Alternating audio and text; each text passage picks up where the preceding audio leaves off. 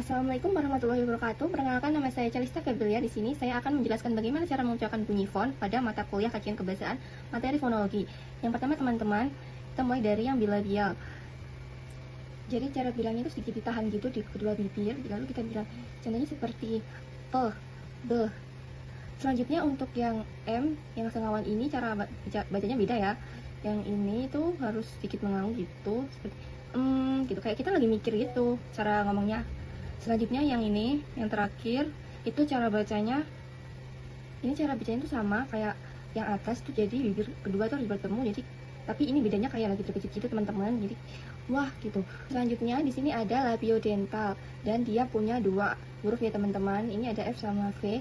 Jadi cara bacanya itu di atas menempel di bibir bawah. Jadi kayak kita lagi menyentuh sesuatu gitu, kayak ditahan gitu.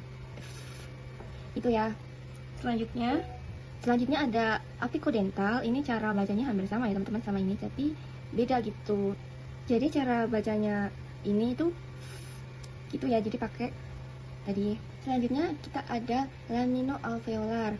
Di sini cukup banyak ya dia punya hurufnya. Jadi yang pertama diambat dulu, yang T sama D ini cara bacanya tuh sama tuh. Jadi kan ada hambatan ini. Jadi kan cara bacanya cukup gampang ya cara ngikutinnya. Selanjutnya, karena yang kedua ini geseran ini, jadi ini kita cara bunyinya itu agak digeser ya teman-teman, kayak gini sama z gitu. Keduanya hampir sama sih. Selanjutnya itu sengawan. Yang ini cara bunyinya cukup mudah tuh, kayak kita setuju gitu, kayak gini gitu, atau kayak lagi mikir ya, itu cuma gitu doang.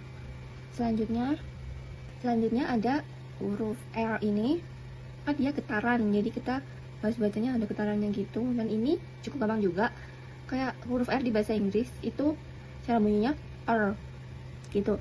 Selanjutnya ada huruf L ini.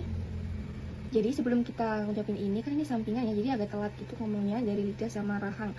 Jadi itu tuh L gitu, jadi agak kayak ngelambat gitu ya teman-teman. Selanjutnya ada laminopalatal. Nah dia itu cara bacanya bagian tengah lidah nempel di langit-langit yang keras gitu, yang pala tuh. Jadi kita cara bacanya ini kan paduan dia, jadi agak sama yang kayak tadi itu, kayak bunyi lebah gitu gitu.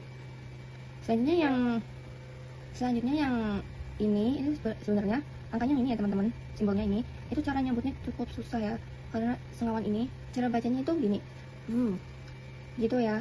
Terus selanjutnya simbol yang ini seperti huruf N ini, itu cara bacanya kayak lagi mikir lama ya, soalnya ini sengawan dia sama kayak yang sebelumnya tuh. Ini bacanya ini tadi itu jadi kayak bergaung gitu ya, kayak lagi di dalam gua.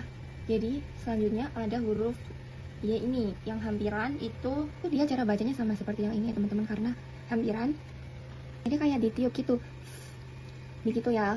Jadi selanjutnya dorsovelar. Itu yang dorsovelar ini itu dia punya 4 huruf ya teman-teman. Yang pertama yang K sama G ini itu kan dia dihambat, jadi cara bacanya itu bagian belakang lidah menempel di langit-langit lunak yang velum ya. Jadi itu tuh kayak belakangnya dikasih H aja kan, K A ke, tambahin H ke, terus yang G juga ke gitu. Selanjutnya yang kayak huruf X ini, yang ini tuh seperti kita lagi kesel gitu, jadi kayak spontan bilang gini, kalian dia geseran ya gini gitu kan. Kita refleks kalau lagi kesel biasanya kan ada sosok kayak orang bilang gitu kan, jadi caranya gitu Selanjutnya ada simbol yang seperti huruf T ini. Yang ini tuh hampir sama ya teman-teman, cuma kan ini sengawan jadi agak menggaung gitu, kayak jadi agak lebih pelan gitu. Contohnya tuh lebih pelan gitu ya cara bacanya, cukup mudah kan. Selanjutnya teman-teman yang terakhir kita ada pharyngal. Itu cara bacanya udara dipersempit di bagian faring, tenggorokan. Jadi cara bacanya cukup mudah ya. Ini dia geseran, itu kayak lagi menghela nafas kesel gitu, menghela nafas berat gini, gitu, seperti gitu ya teman-teman. Gitu aja. Semoga kalian mengerti dan bisa mengucapkan dengan baik dan benar. Terima kasih sudah nonton video ini.